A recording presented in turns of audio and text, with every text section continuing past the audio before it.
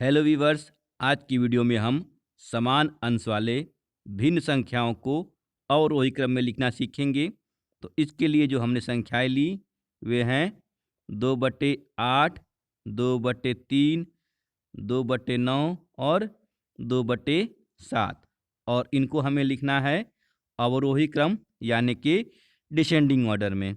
तो अवरोही क्रम का मतलब क्या होता है? घटते क्रम में।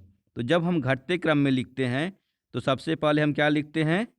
बड़ी संख्या, और उसके बाद क्रमशः उनसे छोटी संख्याओं को लिखते हुए अंत में सबसे छोटी संख्या को लिखते हैं। तो यहाँ हम अगर देखें तो भिन्न में सभी के अंश क्या हैं? 2, 2, 2, जो कि आपस में बराबर हैं। तो उस स्थिति में हम क्या करते हैं कि जिसका अंश, ध्यान से सुनिएगा, अंश अगर बराबर है तो जिसका हर सबसे छोटा होगा वो संख्या हमारी सबसे बड़ी होगी। तो यहाँ चारों ही भिन्न में सबसे छोटा हर किसका है? 2/3 का है। तो यानी कि जो सबसे बड़ी संख्या हो जाएगी हमारी वो हो जाएगी 2/3।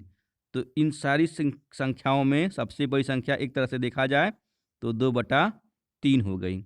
इसके बाद हम क्या करते हैं? अब जो बची हुई संख्याएं हैं इनमें देखते हैं कि सबसे बड़ी संख्या कौन है।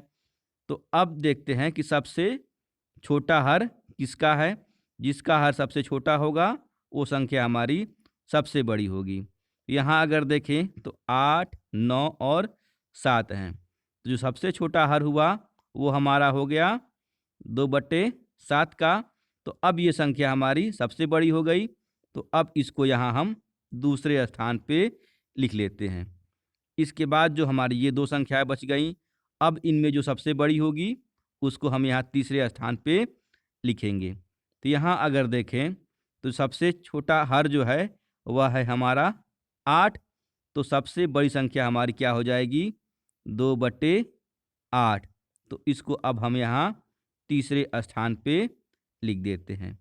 और अंत में जो सबसे छोटी संख्या होती है उसको लिखेंगे। तो सबसे छोटी संख्या हमारी एक ही बच गई, 2/9। तो ये हमारी हो गई सबसे छोटी संख्या, और इसको हम यहाँ सबसे अंत में लिख लेते हैं।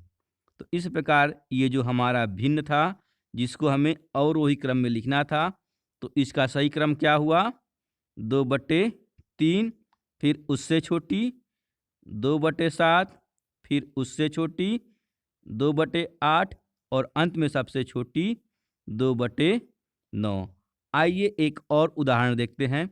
अब हमने संख्याएं ली 11/19, 11/36, 11/57 और 11/23, और इसको भी हम लिखेंगे अवरोही क्रम या डिसेंडिंग ऑर्डर में। और देखें तो इनके भी अंश क्या हैं? आपस में बराबर हैं। सभी के अंश 11, 11 और 11 हैं। यानी कि सभी के अंश क्या हैं? बराबर हैं। तो जब सभी के अंश बराबर हैं तो जिसका हर सबसे छोटा होगा वो संख्या हमारी सबसे बड़ी हो जाएगी, और उसको हम सबसे पहले लिखेंगे। तो यहाँ 19, 36, 57 और 23। तो जो सबसे छोटा हर हुआ वह हमारा हो गया 19। यानी कि 11/19 हमारी क्या हो गई? इन चारों ही संख्याओं में सबसे बड़ी संख्या हो गई। तो इसको हम यहाँ सबसे पहले लिख लेंगे। इसके बाद हम देखते हैं कि बची हुई संख्याओं में सबसे बड़ी संख्या कौन है, उसको हम यहाँ अब दूसरे स्थान पर लिखेंगे। तो जो सबसे बड़ी संख्या है इन तीनों संख्याओं में वह संख्या होगी जिसका हर अब सबसे छोटा होगा। तो सबसे छोटा हर हमारा 23 का है। यानी कि 11/23 अब हमारी सबसे बड़ी संख्या हो गई।